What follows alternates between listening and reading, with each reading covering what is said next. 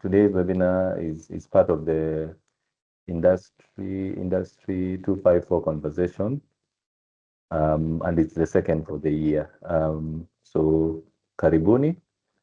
The webinar today is actually on industrial capacity and performance in the region. And we have our two presenters,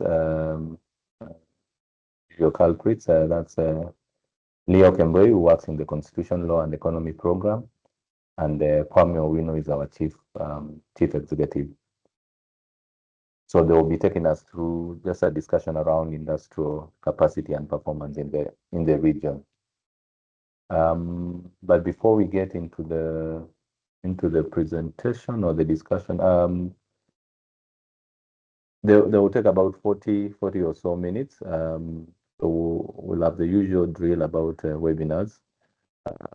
Once, as soon as they're done with the presentation, Kondo will go first, and then Kwame will conclude the presentation. Thereafter, then we'll open it up for plenary of discussions, question and answer session. But feel free to use the chat option to basically post any questions or comment that you have as the presentation goes along. I think without further ado, because of time, I would like to invite Kemboi to start us off. So today's conversation is centered on on Kenya's industrial performance capacity, and now, but looking at it from the region. So, as you all know, we'll give a scope of what is the industrial capacity. We'll put forward Kenya's state of play. What is Kenya's industrial capacity? Why the economic reasoning, which makes the policy argument why industrial capacity is important. And then now we'll compare Kenya vis-a-vis the region and also Africa's leading peers. And then Kwame will conclude with policy conclusions and what specific policy lessons are needed to build industrial capacity. So industrial capacity is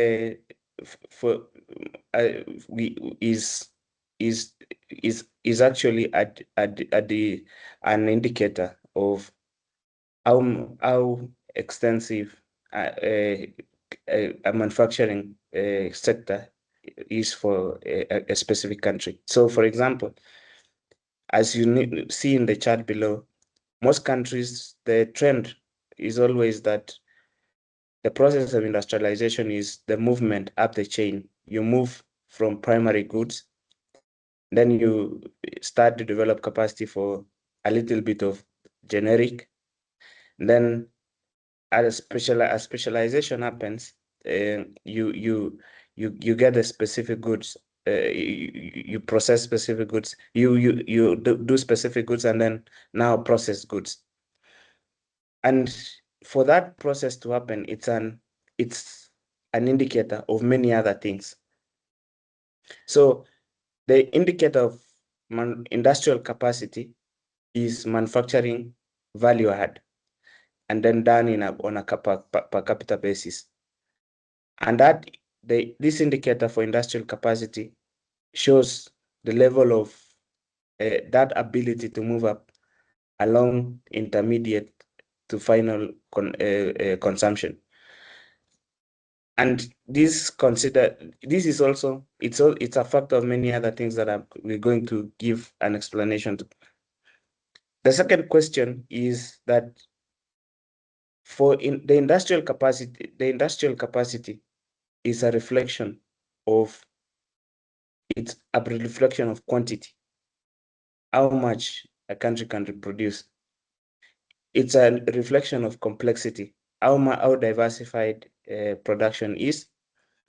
It's also a reflection of technology. And technology, we use the foundational definition adopted by Paul Romer which is that it's the way of doing things. It's not necessarily technology that as defined as defined. It's the way the way farms organize within an economy, that level of efficiency. And then the fourth issue is also how competitive its exports are. So and all these. So on the competition part, remember that the global markets help discipline farms for them to remain competitive. So farms continue to innovate on a day-by-day basis as other farms from different jurisdictions continue to compete. So in the big question is that productive strength, and that strength is seen in different in different angles. To give context, again, just to provide caution, industrial capacity is not necessarily it cannot be used interchangeably with industrial output. It's not what was done, because industrial output is what is produced within that year, and that is what is measured as a manufacturing sector GDP. Industrial capacity is what can be produced competitively. And this provides a distinction that it's not, it is because you see most manufacturing sectors globally, some of them are in heavily protected areas. So it needs to it is what can be produced on a competitive basis. And that's why we make that distinction that capacity is a structural question. And we'll see from the data shortly why that is like that. And then the second part is output fluctuates. Output is a subject of shocks. There's a forex shock. Output fluctuates. There is a commodity markets move in different directions globally. Output tariffs, non-tariff barriers. There are many factors that affect output, manufacturing output on a year-to-year basis. Even calamities. There are many other factors. So, but the capacity, that ability to produce competitively, is a structural question. It will not change because it's of one way or the other. So if you look at Kenya's manufacturing value add, which is now an indicator of industrial capacity, and these numbers are on a nominal basis. So if you look at that, is between 2018 and 2023, Kenya's manufacturing value add has grown up by almost 40%. And also population, the population has gone up, and this is data from the KNBS Economic Survey. And then what you see on the last column is manufacturing value add per capita,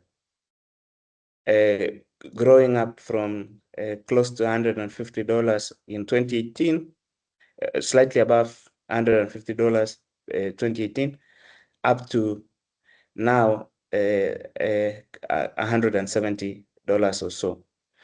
So you see that part of the Kenya's trend in manufacturing value add, is it shows that these numbers are going up on a competitive basis. But when you take this data and look at the value adds from the other sectors, it shows that actually the other sectors are growing at a faster pace than manufacturing. A process which we've signaled for those who follow this series is what we call the industrialization. But but on a nominal basis, the manufacturing value add per capita has gone up, as you see from 16,000 in 2018 to 22,000 in 2023. The second part is to see what's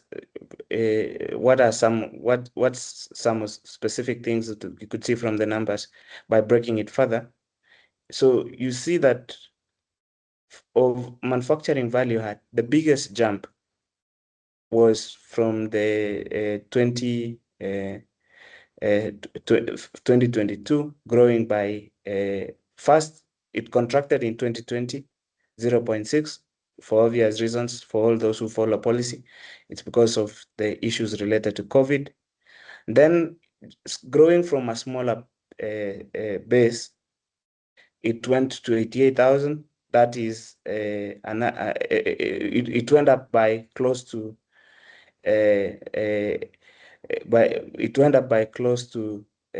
71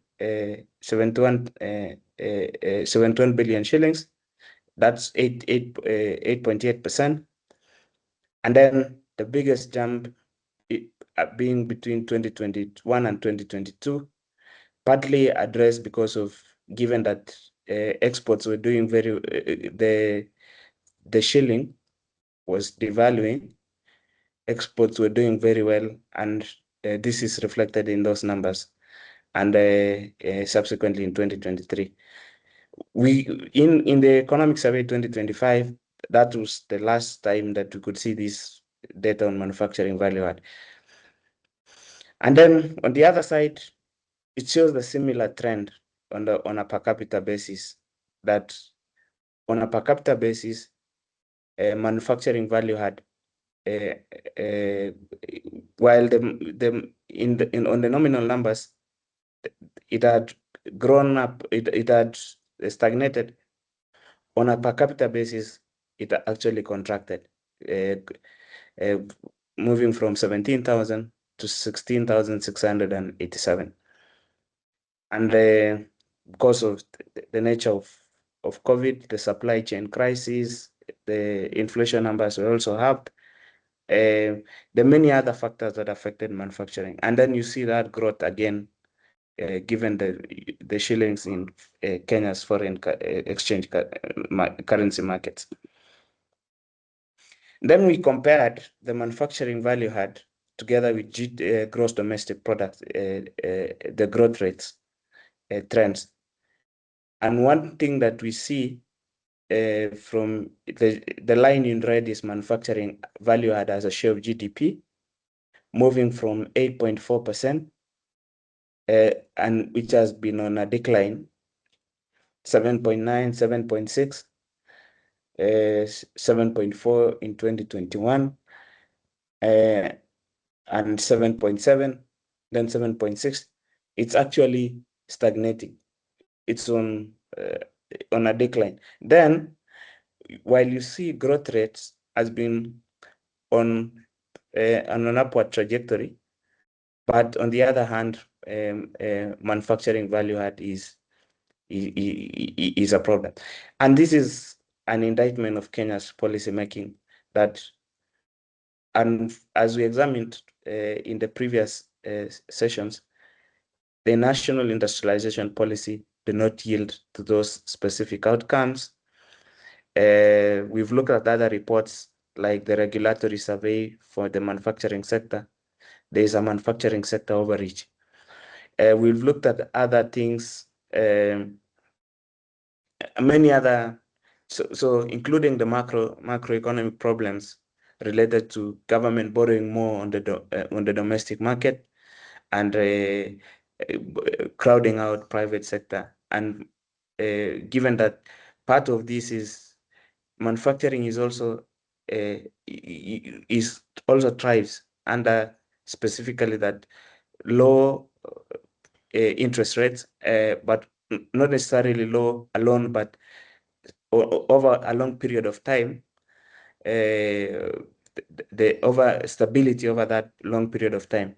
And then there were policy changes from interest rates moving from being fixed, being the interest rate regime, the problems in the interest rate regime, all the other things. So this is a problem of policy, because that, if you look at Kenya's farms, and we are going to look at the comparison within the region, you'd be able to see that this trend, this value add trends and GDP, those two movements show that other sectors are growing at a faster rate, and there's need to be a diagnosis of a more potent diagnosis and policy and movements in policy.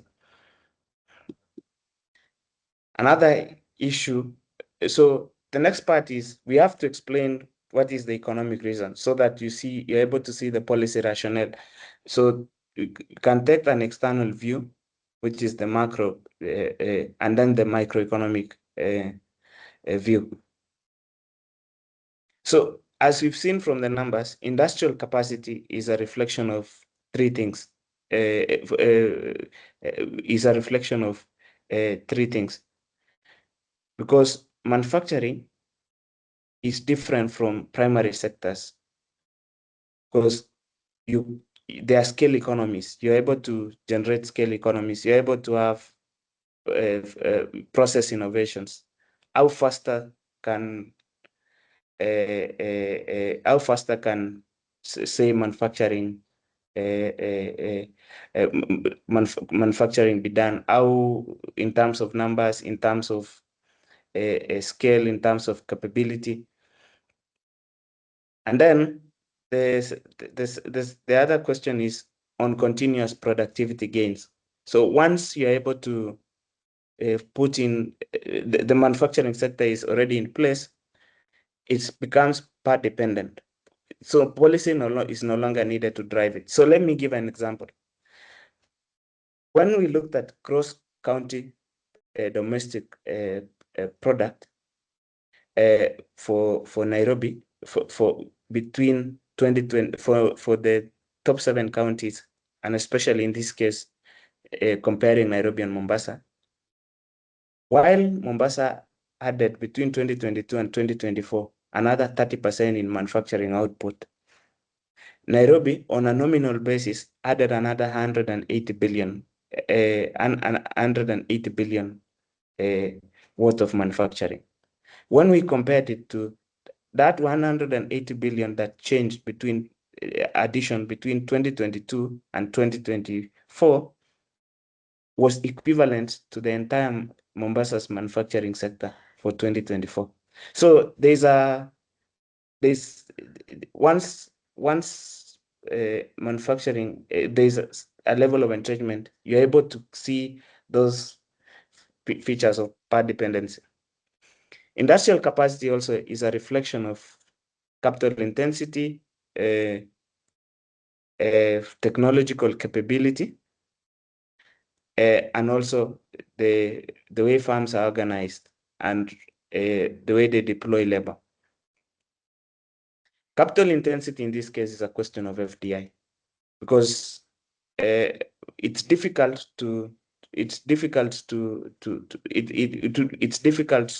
for, and outside FDI and farms, technology moving across borders, it's difficult to. Then another thing is manufacturing has increasing returns and learning dynamics. So they have static scale economies. Once they are set in place, they have higher fixed costs, falling average cost as output expands. So there's a competitive advantage when you increase with scale. And then there are dynamic learning effects. Productivity improves with cumulative production. Farms internalize tacit knowledge, and then that technology upgrading becomes endogenous to production.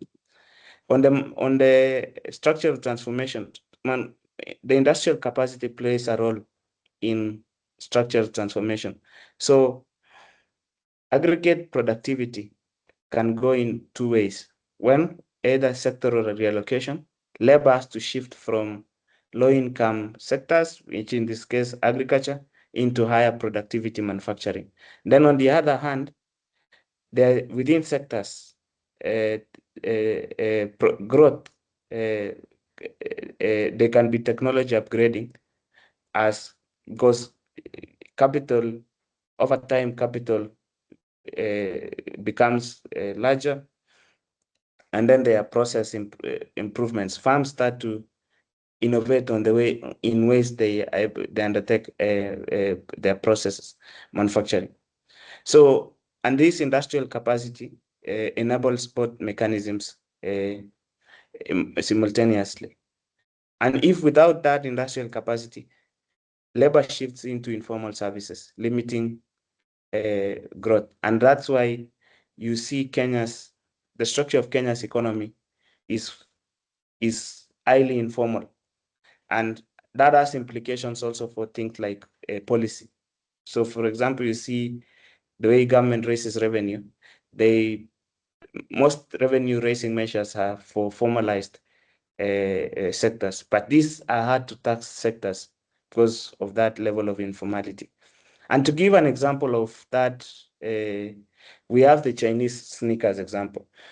So when you go to China, there are specific there are technology cities. So like Shenzhen, you see, then there are other places like Guangdong. So you see, one thing for the Chinese. So we've given this example because we read a very compelling piece on how sneakers manufactured in China. So you'd go, for example, when you go as a firm to China, you sign what they call an NDA called an NNN, which is non-exclusive, you cannot non-exclusive, an NDA. That specific NDA allows you to share the design of those sneakers with many firms, and then they bid who can be able to manufacture those sneakers efficiently with the lowest cost. So that is an essence of structural transformation, where firms within sectors have gained so much competitive advantage that they're able to innovate processes that, and highly unlikely that there will be other areas, other parts of the world that would be cheaper than them. And that place is a productivity question, is a productivity question. Then the last one example is, so we have what we call the product space, which is the product space is the number of products that can be manufactured from a set of certain skills, whether standards, engineering competence, supply coordination, those technical capabilities. So industrial capacity allows that expansion into the most feasible product set, and then it allows, once that product set is in place, movement into more complex good, and then it creates that part dependency. So it's an accumulation, it's a capability accumulation system, and that means that, so for example, to have engineering competence, you have to have some of the best engineering schools, supplier coordination systems. You have to allow manufacturers to import intermediates, and then they are able to add value, and then to be able to ship it back. That has an implication for what kind of fiscal policy Kenya should have, including what kind of tax systems Kenya should have, tariffs. There are many other things. Those technical standards compliance, it means that the legal environment, how standards policy is implemented, all these manner of other things. It means that all those things, specific public goods, electricity markets, water, there are many other things. So that capability, to accumulate that kind of capability, And that's why you see the largest manufacturing bases in Nairobi would require a lot of. And then the last 3 arguments is on the question of macroeconomic logic. Industrial capacity is an important policy instrument for relaxing the balance of payments constraint, because it allows countries' economies to diversify into high income elasticity exports, reduce intermediate import dependence, and also create domestic value capture. And then there are other issues around multiply effect. Now, to detail Kenya's performance, industrial capacity within the region, situated it within the region, we make reference to this report that was recently released by UNIDO on Kenya's on the regional economic value chains and putting Kenya's place. So if you look at Africa's manufacturing value add on average, it's around $212. And that's why you see it with that specific line. So you look at specific economic blocks, there's the Haba Maghreb, the UMA in purple.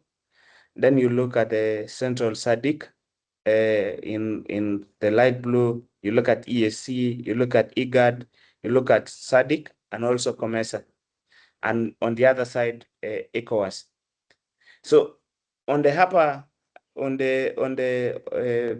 vertical axis, the manufacturing value add per capita, that's the manufacturing value add per capita. On the other, on the horizontal, it's manufacturing value add per capita, but now measured in growth rates. This is compounded annual growth rate between 2010 and 2019. One thing that you see is that for those who have lower manufacturing value add would necessarily lower manufacturing value add, but are growing. The growth rate is between 5 and 6 are considered as catching up. And then on the other side, for those that manufacturing value add is above $200, they are considered as established. And then those who are within the third quadrant, which is now, they are not growing at a positive rate, but they range between $200 and below, they are considered as falling behind. And then there are others called forerunners. So in this case, you see that the EAC region largely is growing at between 1.5, 1.8, at 1.5% on a compounded annual, on a compounded basis, and is considered as those in the catching up quadrant, just like IGAD and also ECOWAS. But the others, SADC, the COMESA as a whole, the ECAS, which includes countries in Angola and others, and then there are other countries that Upper Maghreb, which is Morocco, which includes countries like Morocco, are considered as in those regions are established, and some other SADC countries. So, for example, so we're just calculating and asking ourselves, what do these numbers mean? Because so for EAC, for EAC, at an average of $100 manufacturing value add per capita, for them to be able to, for example, to meet a SADC average, they will need an additional $10 billion worth of manufacturing value add. And that's a very, very big number. Secondly, now to situate it further, this chart shows the manufacturing value had on a per capita basis, 2019 USD, and then it shows the growth rates on the other side. So you see specific countries. Kenya is closer to the line, growing slightly closer to that 1%. Then you see the EAC, IGAD, the DR Congo, Tanzania. All of them are well below the Africa average of $212. Then you see others along the line, Nigeria, Angola, across just within that average. Then you see three African peers, African leading, the three leading, which is South Africa, Egypt, and Morocco, ranging between Morocco $500 per capita, Egypt 600, and South Africa around $650 per capita. That shows you that the state of Africa's industrial capacity and where Kenya ranks in this case. So we did a little bit of math, a little bit of simulation. And one of the things that we noticed is for Kenya to be where, to have a manufacturing value add of equivalent to South Africa's, it would require, it would mean that Kenya's manufacturing value add would be 3.5 times larger than what it is today. Because as shown in the other chart, manufacturing value add at the moment is around 1.1 trillion, close to $10 billion. For it to match South Africa's, it means that it required to be at $35 billion, 3.5 times what it is today. And if in today's numbers, that will be closer to 1/4 of Kenya's GDP. So that shows you two things: how far we are, and also the kind of potential that would be required would be required for that to happen.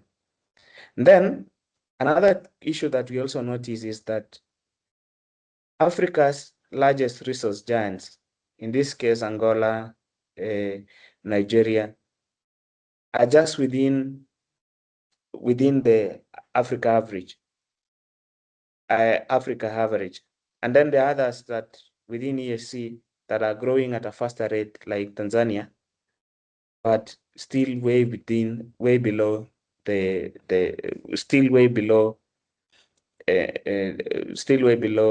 Africa average. So it shows you that when you speak about industrial capacity, when you speak about manufacturing jobs, it's for Africa, it's a mixed picture.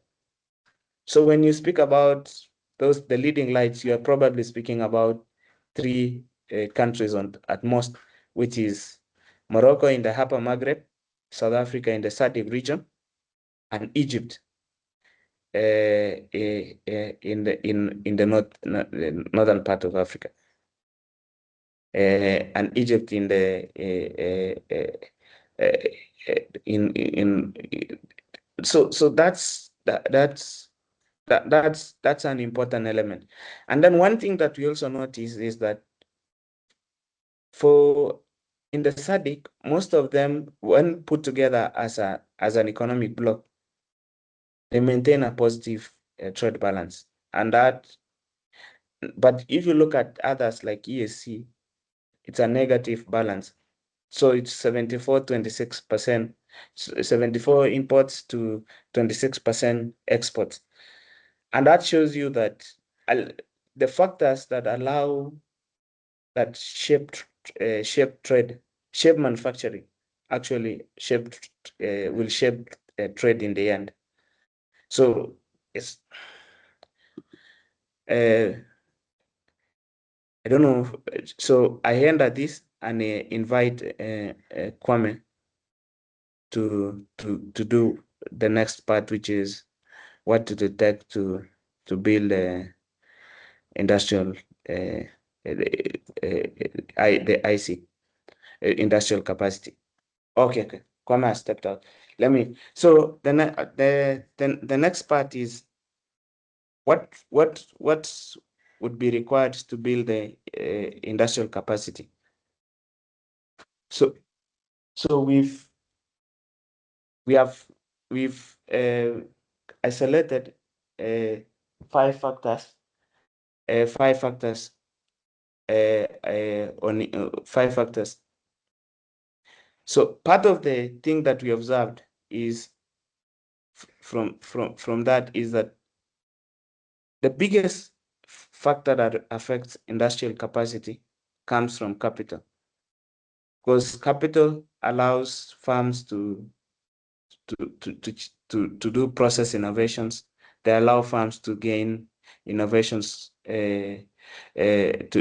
Allows firms to gain innovations.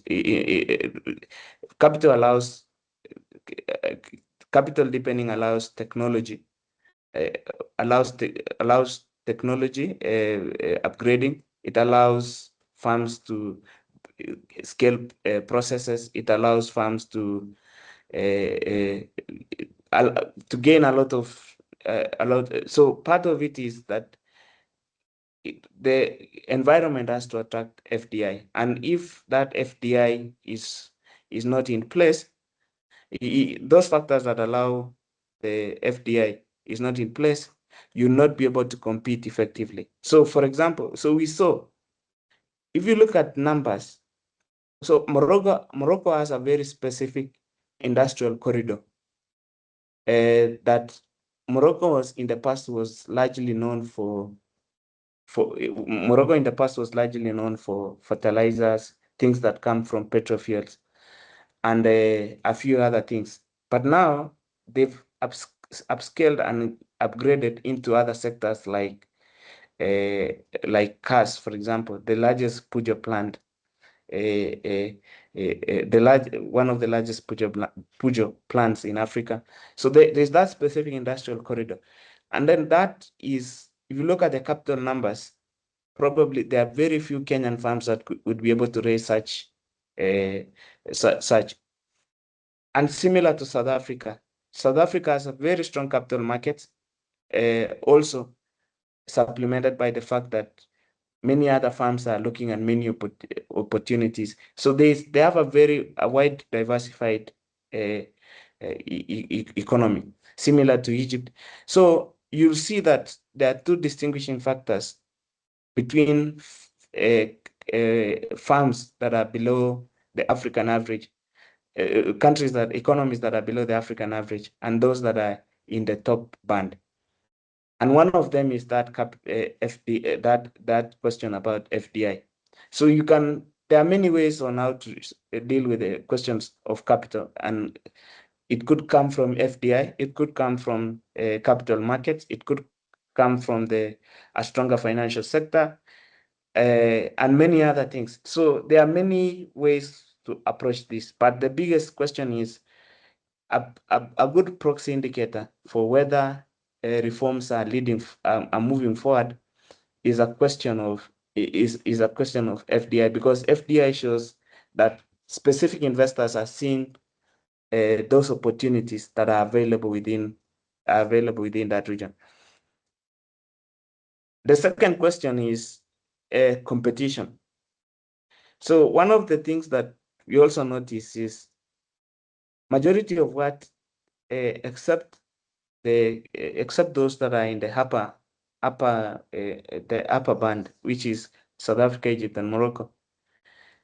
In terms of complexity, these other countries are dealing with the almost very limited set of goods and of manufacturing goods, and that's a big that's and that's the bigger challenge. So part of it is that competition, there has to be competition from outside the region so that farms are able to be disciplined by the global by the global markets. In that, it allows them to innovate processes faster or acquire technology at a faster rate. And there's a positive sense to be said about what is happening here. There's a World Bank diagnostic study that was done in 2016. I've referred to it several times. One of the things is that in the categories of farms, there are farms that were found in Kenya that could compete in upper and middle income economies, some like Chile and others. The third question is the policy framework that does not undercut importation of intermediate goods. We understand that Kenya's fiscal policy and industrial policy are going on a divergence, because you see taxes on intermediates, while everybody knows that global value chains are no longer in one place. So if you are doing, for example, for those, so we studied some of those value chains, is that so to give an example, we looked at the example where the data most contested now, the Canada-US example. And the Canada-US example provided us with, so vehicle manufacturing. Some parts cross borders almost 6 to 8 times before a final good ends up in one part of the border. So that shows you that value chain is not something that so an approach that undercuts importation of intermediate goods will slow down the process of acquiring that industrial capacity. So, and then another thing, when we looked at the composition of within the region, composition of the imports within the region, we noticed that regional value chains are undermined by tariff policies and non-tariff barriers. So there are many things. So one of the things that was very unique was the question of iron, basic iron. So you see Kenya exporting 41% to Uganda in primary, and then you'll see Uganda exporting back to Kenya another 59% as a share of that trade. But when you look at those specific things that within the iron, the basic iron, you see that it's not the same trade. So a value chain that takes an approach to protect Kenyan markets is actually would undermine Kenyan market. And then local content rules are also pervasive to the regional value chains. So part of it is, and in that study, one of the things that you also notice is, and even looking at the data from the economic survey, is that Kenya is considered an export hub within the region. So the market approach is to allow us competition to be able to move forward. So these are some of the things that we isolated that would be required to build industrial capacity. So thank you. Back to you, John. Great. Thank you, Kemboi, for taking us through industrial capacity and performance in the region. Suppose you started us off with the definition of what industrial capacity is and what it is not. And obviously, the integral in the industrial capacity is issues to do with the competitiveness and complexity of our manufacturing sector. And you noted obviously the importance of manufacturing value added as an indicator, which basically shows the wealth that manufacturing sector is creates in an economy. And then, of course, you also took us through the economic reasoning, the importance, show the importance of industrial capacity, and you've concluded with what Kenya will need to do in order to build its industrial capacity. And you've mentioned a raft of things, including the need to deepen our capital and obviously attract FDI, but also strengthen our policy framework so as to check against the undercutting of importation of intermediate goods, which is a critical input into manufacturing. And you've also mentioned issues to do with the local content and addressing issues that would obviously undermine regional value chains. Yeah, so that's basically an attempt at summarizing what Kemboi has presented. And now, without further ado, I would like to welcome our participants to share, to ask whatever questions that they have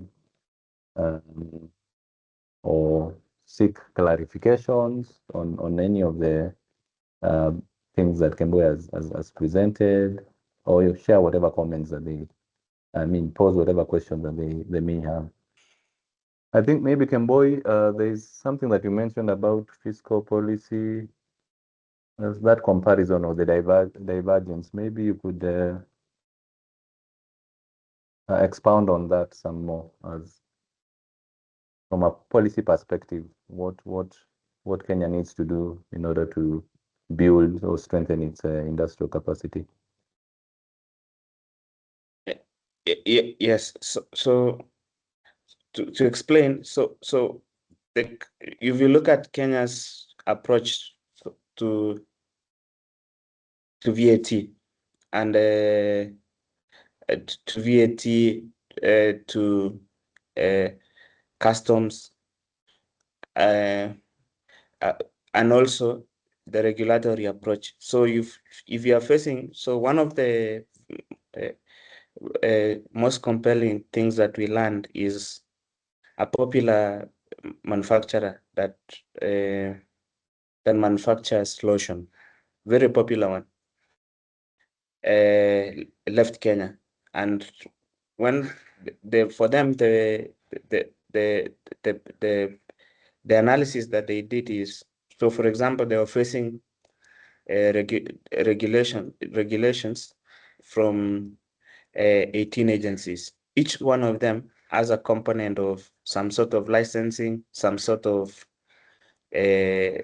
licensing, where already there is an appropriation in aid question there, that farms rely on these agencies.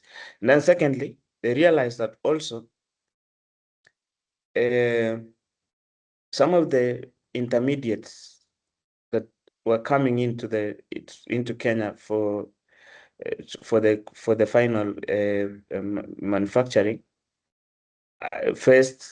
they faced higher, like you've compared on an effective tax rate that was significant.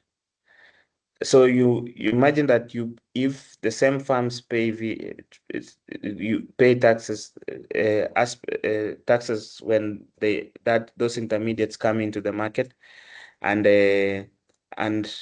after their process they also pay similar.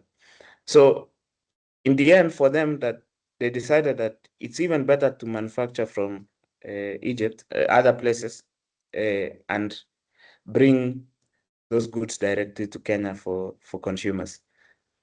So it's a tax. So there is need for a tax regime that speaks directly to the realities on the ground. That some of these farms, these are intermediate goods. You're not if you raise taxes, if you provide extensive number of taxes or your 18 agencies are regulators are looking at the same farm. That's a sort of a burden that those farms will not be able to take it. So they left. And there are many other examples. So there's need for there has to be a choice on you make a decision on the expenditure side, and then now it forces that governments have to raise revenues aggressively. It's like an autoimmune disease. It will affect manufacturing growth rates, and there are many other compelling examples on how. So another thing is there's sometime the IEA undertook a study to study the alcohol markets, the beer and alcohol markets. Of the cost per bottle, close to 60% of it, were taxes.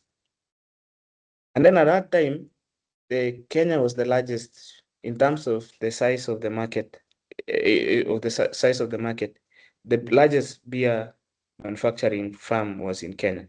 And the argument was from policy was that nothing changes. These are goods with an elastic demand. But over time, what we started to see is that the Uganda beer and Tanzanian beer markets, the farms have grown, and even the markets have grown. That over time, you're starting to see that competitive advantage that Kenya had. So there's a big question about policy, because you start to see taxes, and taxes distort, they change behavior, they change incentives, and then those incentives change farm decisions. And then when those farm decisions are changed, it changes the investment structure of the market. So it's an important thing to think, because I think there's need for compelling, and that's why the purpose of this series, to make compelling arguments why this matter, because people assume that competitive advantage will still remain. Yeah. So that's the connection, John, that we were making. So, like, even the VAT regime, there's the output, the offset regime, the way those costs, the rules keep changing from time to time. So farms cannot plan ahead. And remember that for the case of Kenya, for the case of for manufacturing farms, when we've had conversation with manufacturers, you plan around an 8-year horizon. So if you are planning an 8-year horizon to break even, and you all know the finance bill changes on a yearly basis, they are not going to be very those investment decisions, the planning around those investment, that certainty is not going to exist. So yeah, so this is one of the most important factors. And also FDI. So FDI, farms look at markets and markets. We are in a low middle income economy. But if you look at other emerging markets, there are more investment opportunities from emerging markets. So we face competitions from countries that are in the emerging markets. So if you don't think about regulations, about taxes, about education, human capital element, about many other things, and how these capabilities can be accumulated to raise industrial capacity at a faster pace, it will be very difficult to catch up. Sorry, thanks for that clarification, Kemboi. Yes, I invite questions, and also would like to encourage our participants to feel free to either you can post your questions or just raise your hand or just basically unmute yourself So I guess this is the only final round for questions and answer. Kemboi, I have two quick ones, two additional questions. You can note them as we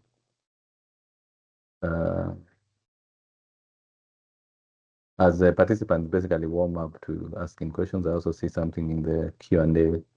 So my two questions. So the first one is no doubt industrial capacity is central to creation of jobs, as you mentioned, to export, enhancing our export competitiveness and so on. But in your conclusion, in terms of the things that Kenya needs to do, I did not see anything to do with building our human capital, education, skills, etc. Yeah, TVETs. But I know you mentioned something about China and just the level of education, the engineers and so on. So I didn't see that. Maybe you could comment on that. And then number two, where do you talked about the regional value chain development? Of course, Kenya has had its, or the government has invested quite a bit on these special economic zones. Maybe not much from industrial parks, but what's your comment on that in terms of enhancing or building our IC industrial capacity? So those are the two additional questions from me. So let me also check. Let me read out what I see in the Q&A. Just 1 minute so that you can respond to all those questions. So there is one from SpiceKen analyst. So what the person asks, how should a government balance the short-term revenue goals versus long-term industrial wider benefits that come from giving huge tax incentives to set up here?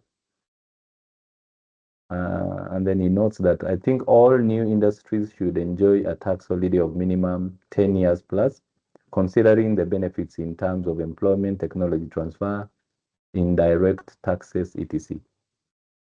Thanks, SpiceKen analyst.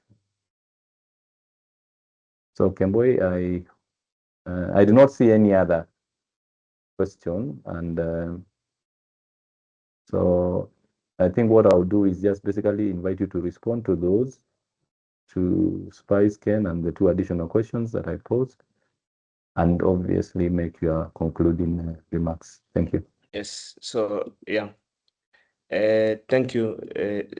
Thank you, John. And so the big question, the big issue Spice the analyst is that fiscal policy is a political decision. It's also a parliament. It's also a question of parliament making that decision. I think the courts have been very conservative in how they broadly interpret Chapter 12 of the Constitution, with questions from varying from with questions of certainty, intergenerational, the burden of taxation to be shared equally between intergenerational, between different generations. And in effect, our interpretation of that is that the Constitution introduced a budget constraint, and intertemporal budget constraint. So we've looked at other economies, is that like you look at like Switzerland, for example, they've put up a debt brake. And a debt brake for them is that you can only expand revenues when your economy is doing very well. You can only call for more taxes when your economy is doing very well. And there'll be no taxes when the economy is doing badly. And there are many other metrics that they've put in place to ensure that that budget constraint is put in place. So I think the constitutional test for budget constraints, for fairness of taxes, for many other things need to be put in place. So I could give another example, just to put in place that a tax administrator can say, put in an agency notice, block your bank accounts, seize property, do all manner of things. And that is not constitutional under Constitution of Kenya 2010.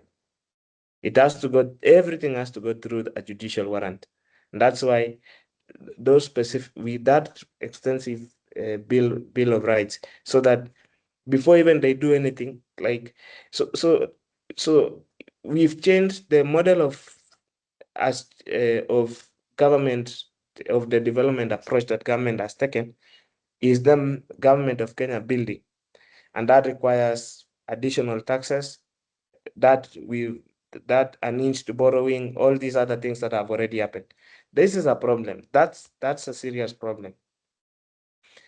And then, so if you look at all those things, so for me, I think the constitutional tests for all these, how government could balance long-term and short-term revenue goals, has not been put into place yet, and it needs to be put forward, because if you read the principles in the chapter 12, they inhibit government from this kind of reckless fiscal indiscipline. Remember that this constitution was written as a cure to the ill-fated actions of the 2000s and then in the 90s, all going back to independence. So that budget constraint needs to be put in place. And the thing that everyone in the society can agree is that we need lower effective tax rates. Like, everybody needs to agree, and very few, and that could mean that the size of government has to be. And when you speak about the size of government, so for example, we're looking at the public expenditure review last year. One of the largest recurrent expenditure items is transfers to state corporations. Government of Kenya should not be funding those specific state corporations. Funding at competition to fund Kenya Meat the Kenya the meat commission, the meat factory, and sending money for children or healthcare or one of these social and economic rights, that should not be in the question. That will help. So once there are also clarity questions around expenditure, that would bring the government of Kenya to be a little bit smaller than what it was, than what it is today, that so that the questions of taxes can be sorted out. On the questions of incentives, we've in the previous series, we've made an argument that they should, all these incentives should be performance based. So you can say we have a problem with upgrading, technology upgrading. Firms need to train, manufacturing firms need to train more engineers. You make that a tax deductible expense on the basis of output. So see, like, there are many ways those ones can, I'm just making an example. There are many ways on how performance-based measures could be provided. And in the subsequent series, we'll be able to examine, there is a new book that had been written about US industrial policy from in the last 70 years. And we'll be examining that and saying what are some of the key things that Kenya should learn from that. So one of them is the question of performance. So it should not be blank, because you see, you give somebody a blank tax holiday, you are distributing rent. But when you make it performance, they have to work hard for it. They have to put the skin into the game for it. Yes. So, but what we agree what we all agree is that there's a problem on how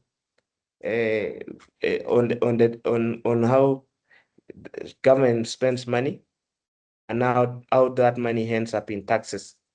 The other questions would be from John is the question about human capital.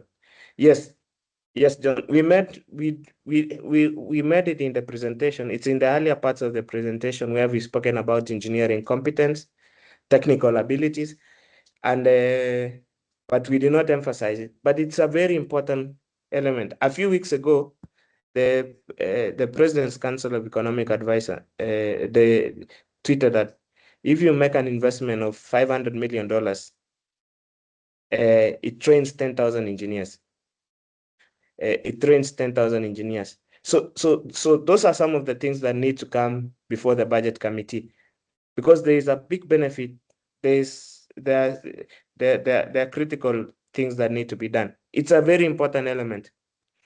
We are discussing with some of our colleagues that when Microsoft came to Nairobi and they hired engineers, computer engineers, majority of other firms like our leading telcos struggled. So there is a problem of, so there is need for more investments in that area.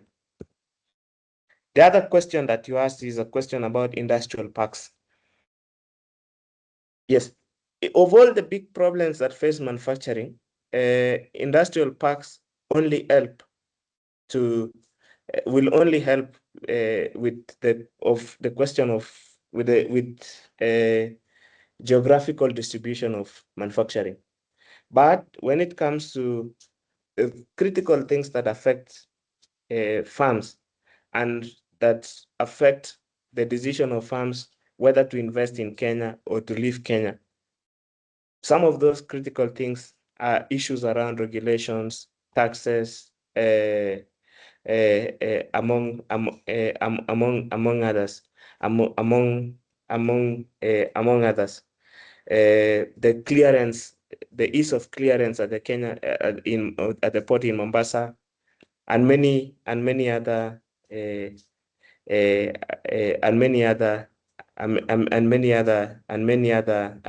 things. So back to you, John. Thank you. Thanks, Kemboi, for that. So just quickly as we wind up, so before you make your final remarks, we have, I think, a question that's been posed by Phyllis. Thanks, Phyllis, for that. Phyllis is also a board member of the Institute of Economic Affairs. So, of course, she appreciates the presentation by Kemboi. And she's keen to hear, Kemboi, your thoughts about power. How central is affordable power? Should this be a core industrial policy issue rather than just in infrastructure if we are going to be competitive? And she refers us to, I think, she may have not posted it, but to an article yesterday's paper, I think Nation. Yeah, so here it is, cost of electricity. Thank you. So yes, Kemboi, you can please respond to this and then make your final remarks. Yes, I agree that Kenya's the electricity, the power problem and the electricity market need to be a primary focus. And yes, there's a pricing question, and even the pricing question in Kenya is a problem that comes from the PPPs. You all remember that the PPPs, but also the losses, because losses, even if you look at that number, electricity losses is a larger part of it. But the big question is the way power, electricity markets are a futures market. So when government of Kenya procured from in the 2000s, when there was those power shortages, and then they made those investment decisions. First, they moved to geothermal, which is capital intensive. Much of that money was borrowed, tied to off-taker, and that part of it would be recovered through bills. And then in the late 2000s, the PPPs, Kenya went full board on PPPs, which is a reflection of, to my own assessment, respectfully, is a question of procurement fraud, because if you look at the pricing schedules on that, you just see that much of it is this is not competitive power. So Kenya has a problem, which is how that power was sourced. It was not sourced competitively. Then on the second part, because of the investments that the off-taker relies on things like substations and others. Those also have not been met in an equal manner, and in a manner that reflects demand, so that these power shortages that keep be seeing. So it's a process of how it was sourced, and given that electricity markets is a futures market, that it has what you call the time inconsistency problem, which is what you do today affects the next 30, 40 years of the electricity market. So those recoveries. So the big question is that, and I've seen the chart, and we've had this conversation in the past. This should be made a central, should be central to the, should be a co-industrial question, because there are market mechanisms that are in between. So I agree, it's not just infrastructure, because the way that power is sourced, the other things like the infrastructure, the policy, and many other things affect the way the way the market and then you see procurement fraud. It came in many ways. So transformers, that even there was a court case of prosecuting senior Kenya Power officials, that these transformers started now being was sourced that were not of high quality. The substations are not enough. The investments have not been met in substations, and many other things. So when we read the report that was commissioned about the energy, about the happenings in the energy sector, that was commissioned when the CS Monica, when Monica Juma was the CS for energy. Part of the things that we see is that for government of Kenya was keen in making those investments at specific places. So like the power plants, but not necessarily along the entire value chain. Yeah, yes. So I think that should be a co-industrial question, because it's a market problem. And making reference to that report, Kenya is considered an export hub for EAC. And if you look at the energy markets, probably part would explain Tanzania and Uganda's growth faster than Kenya on a compounded basis, is the question about some of the things like energy and the way policy is deployed. So yes, so that could be the central question to, that should be the central question to, because this is it's a futures market, and it's a policy problem. Yes. Thank you. Back to you, John. Wow, thanks, Kemboi, for that. Let's appreciate Kemboi. Sorry, Kwame had to attend to some maybe emergency or something. that arose. So he was not able to make the concluding remarks. No, not the conclusion basically for this. So thanks Kemboi for that. And so let's appreciate Kemboi. You can use the icons up there.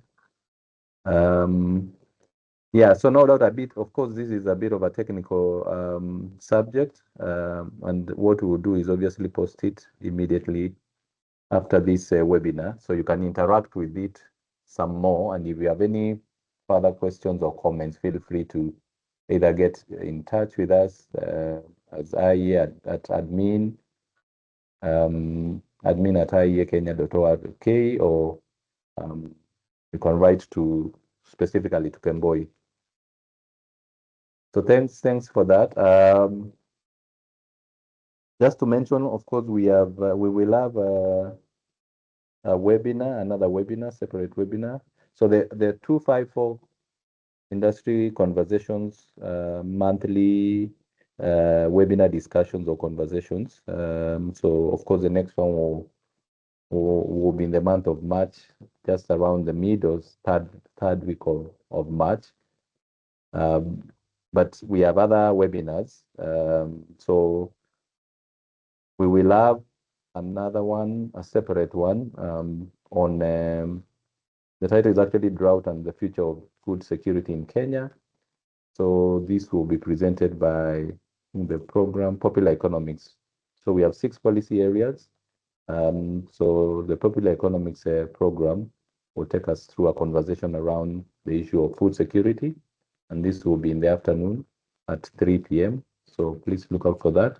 And then tomorrow we have the Trade and Development Program, discussing issues of World Trade Organization, WTO, at 11 a.m.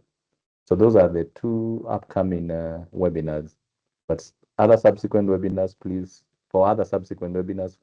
feel free to visit our website and check on our social media pages for updates. So otherwise, thanks a lot for that. So please remember, actually, the Institute of Economic Affairs is a think tank, a research organization, but also a members organization. And so if you like to be a member of the IEA,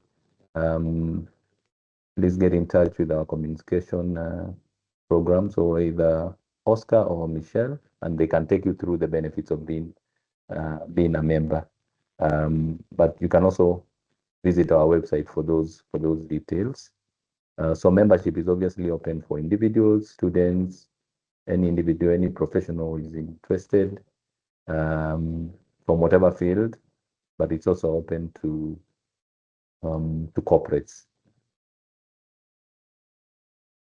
Okay, so yeah, thanks a lot, and basically wishing you a good afternoon and looking forward to the webinar in the afternoon at 3. Thank you, and bye-bye.